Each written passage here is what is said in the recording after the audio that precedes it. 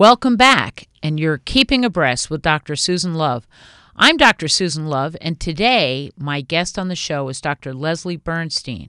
Dr. Bernstein, besides being a longtime friend of mine, is also the professor and director of the Department of Cancer Etiology at the City of Hope.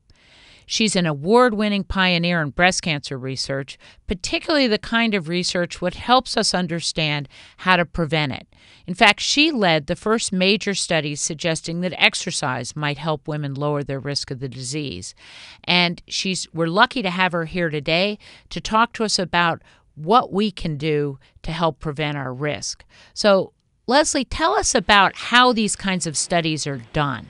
Sure. We've done a number of studies over the years that either identified women as they're being diagnosed with breast cancer and compare them to women who do not have breast cancer, or we develop cohorts like the California Teacher Study, which is a study of over 133,000 women whom we've been following now for 17 years.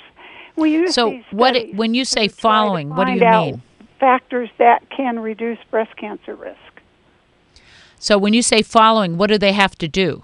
They have to complete questionnaires every few years, and we contact them to see if they'll be willing to give us a blood sample from which we can then use their DNA to study genetics of breast cancer, looking at common genes, not just ones where we know, like BRCA1, that a mutation really increases your risk a lot for developing breast cancer, but genes that just vary in the population in general. And we use it to study hormone levels in women because hormones are so important in relation to breast cancer. And so what are some of the big findings that you've had out of this California Teachers Study? Well, let me couch this in. For many years, all we knew about were things we couldn't change. Knowing how long a woman's reproductive years was important, and whether she had children and when she had them. But those are not things you can really prescribe to women. And so we began to look for factors that were what we call modifiable, and that led to our first studies of physical activity, because we knew that women who were really active, who were like marathon runners, like you, Susan, they might alter their menstrual cycle patterns and might even stop menstruating. That meant their body stopped producing hormones that are important in terms of breast cancer risk. And so we did these studies, like the California Teacher Study, and we showed that women who regularly exercised had lower risk of breast cancer. And is this true? I mean, you said that they might affect hormones, but it's also true in postmenopausal women as well, isn't it? Right. Well, for postmenopausal women, it actually has a couple of effects. One is the one you might predict. It reduces women's body fat, so that we know that obesity is an important risk factor for postmenopausal women. Women who gain weight over their adult years will have higher risk of breast cancer than women who do not. One of the nice things we've been able to show is that women who lose some of that weight begin to reduce their risk. So it's important to really maintain a healthy body weight. We're not talking about getting too skinny, but just a healthy body weight. So physical activity can help you do that. But even in postmenopausal women, it's been shown that physical activity can lower circulating hormone levels by acting on the adrenal glands, so that there's more than one effect. And it may have other effects about just in general changing your endorphin levels and other aspects of your body, probably. Right. Anti-inflammatory aspects. We could name almost every aspect of a woman's health where physical activity, exercising, would be beneficial. I mean, reducing heart disease and stroke risk, diabetes risk of depression, risk of osteoporosis. So it's a good thing to do. We're going to go to our first caller.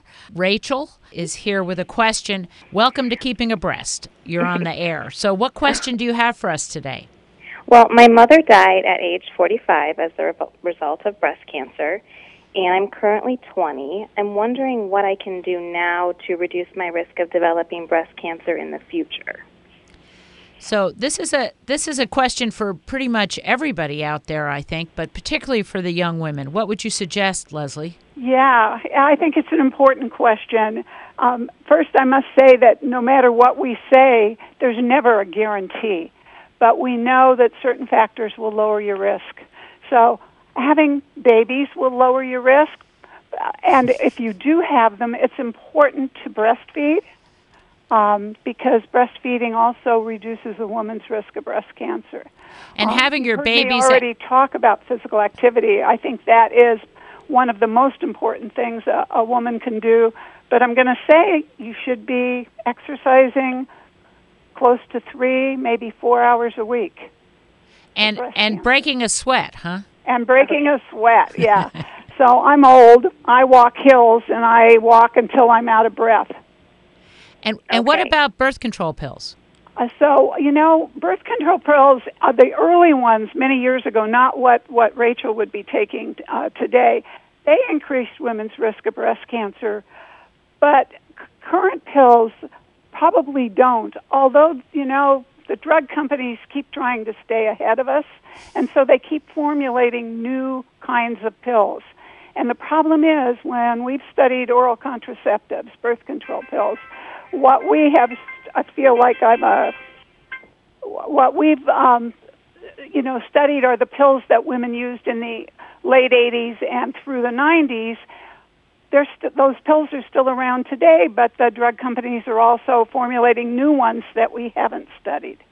So we can't say that the new ones are going to be as safe as the ones that were in use in the late 80s and throughout the 90s, 1990s.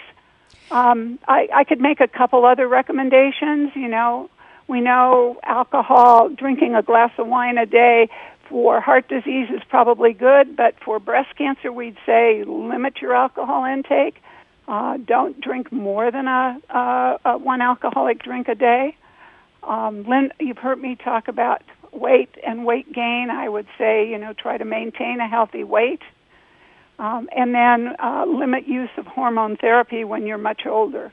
And don't get any isn't good for you. And don't have any extra radiation that's not yes, and don't that's have not any needed. Extra radiation. Right. It's the one environmental exposure that we know relates to breast cancer, but it's really exposure at a young age. So Rachel's already 20, and we would say don't expose your children to radiation if you can help it.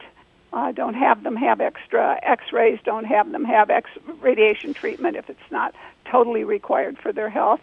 And throughout up until your 40s, after 40, it's not as much something you should fear as you would at younger ages. So that's really great, Leslie, and I think it's a big help because people often think that there's nothing they can do, and there really are a lot of factors that you can change in your lifestyle. So is that a help to you, Rachel? Absolutely. Well, thank you very much for calling. We're going to have to take a break, but stay tuned, and when we come back, we'll talk more about some of the things that might increase breast cancer and decrease breast cancer. This is Keeping Abreast with Dr. Susan Love on KFWB News Talk 980.